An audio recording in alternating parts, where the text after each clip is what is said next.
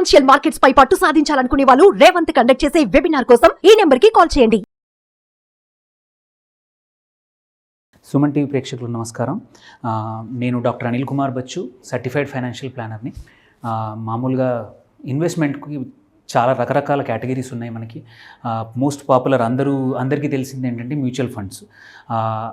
ఎటువంటి retail investors కానీ are regular కొంచెం హై క్యాపిటల్ ఉన్నా సరే అందరికీ తెలిసిన ఓపెన్గా తెలిసిన ఇన్ఫర్మేషన్ అందరు కామన్గా పెట్టేది మ్యూచువల్ ఫండ్. సో దాని తర్వాత కొద్దిమంది సఫిస్టికేటెడ్ కొంచెం ఎక్కువగా క్యాపిటల్ ఉందనుకోండి, PMS portfolio management system service అంటాం మనం.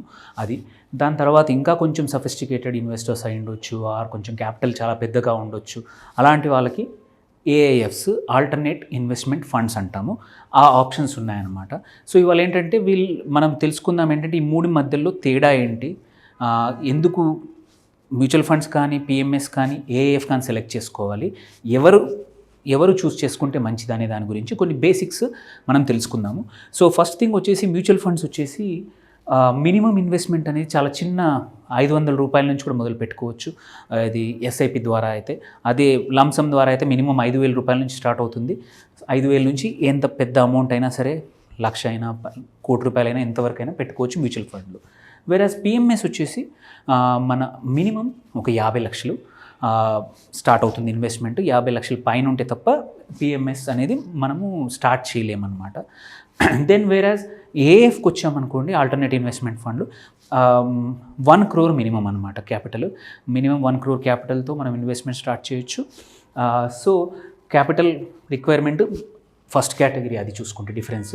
దెన్ కస్టమైజేషన్, మనం ఏదైనా సరే ఇప్పుడు మనం ఒక బట్టలు కొన్నా, ఒక సూట్ కొన్నా కానీ కస్టమైజేషన్ కొంచెం చూస్తాం. మనం నచ్చిన కలర్ వేసుకోవడము, నచ్చిన క్లాత్ వేసుకోవడము. సో అలాగే ఇప్పుడు ఏంటంటే ఇన్వెస్టర్స్ కూడా నాకు నచ్చిన ఇన్వెస్ట్మెంట్ యాసెట్లో కానీ కస్టమైజ్ చేసుకుంటాను అని అంటే మ్యూచువల్ ఫండ్ ఎక్కువగా ఆప్షన్ ఇవ్వదు.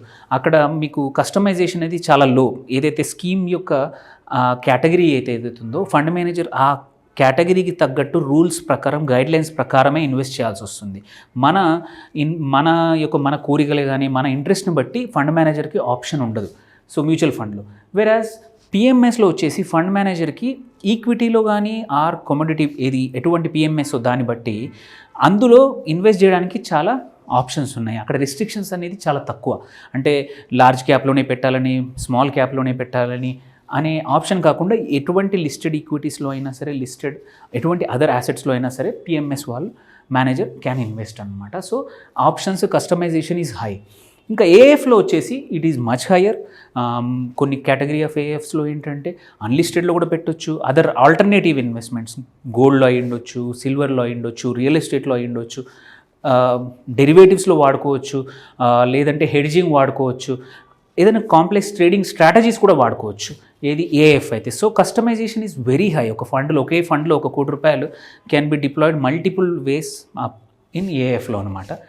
దెన్ కమింగ్ టు ట్రాన్స్పరెన్సీ, అంటే మన ఫండ్ ఎక్కడుంది అనేది మిగిలిన వాటిల్లో అది కొంచెం ఇది మ్యూచువల్ ఫండ్లో ఏంటంటే pooled investment. So it is transparent. మన డబ్బులు ఎక్కడున్నాయనే కన్నా ఇట్స్ పూల్డ్ అవుతుంది కాబట్టి కొంచెం మోడరేట్గా ఉంటుంది మన ట్రాన్స్పరెన్సీ. పిఎంఎస్లో వచ్చేసి ఇట్ ఈస్ నాట్ పూల్డ్. మనం ఒక 50 లక్షలు పెట్టామంటే అది మన పేరు పైనే ఇన్వెస్ట్ అవుతుంది, మనం ఎక్కడ స్టాక్స్లో పెట్టారో. సో ఇది పూల్డ్ ఇన్వెస్ట్మెంట్ కాదనమాట. మళ్ళీ ఏఎఫ్లో కూడా ట్రాన్స్పరెన్సీ హై ఉన్నా it is also pooled investment.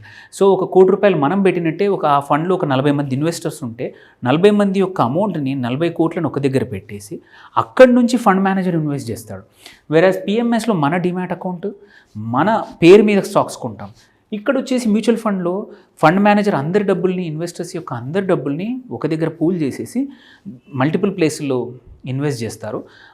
ప్రతిరోజు end of the day value ఎంత ఉందో, అప్ అయిందైతే అప్పు, లేకపోతే డౌన్ అయితే డౌన్, మనకు ఒక నెట్ యాసెట్ వాల్యూ మనకి ఓపెన్గా ప్రతిరోజు డిస్క్లోజ్ జరుగుతుంది ఇక్కడ. దెన్ మోస్ట్ ఇంపార్టెంట్ థింగ్ ఏంటంటే మనం ఏ ఇన్వెస్ట్మెంట్కున్నా చూసుకోవాల్సిన క్యారెక్టర్ రిస్క్. సో మ్యూచువల్ ఫండ్కి రిస్క్ వచ్చేసి మోడరేట్ రిస్క్. అంటే మనకు ముందే తెలుస్తుంది ప్రతి మ్యూచువల్ ఫండ్ స్కీము ఎటువంటి రిస్క్ అనేది, ప్రొఫైల్ ఏంటనేది ఇన్వెస్టర్స్కి ముందే చెప్తుంది, యూజువల్లీ మోడరేట్ రిస్క్.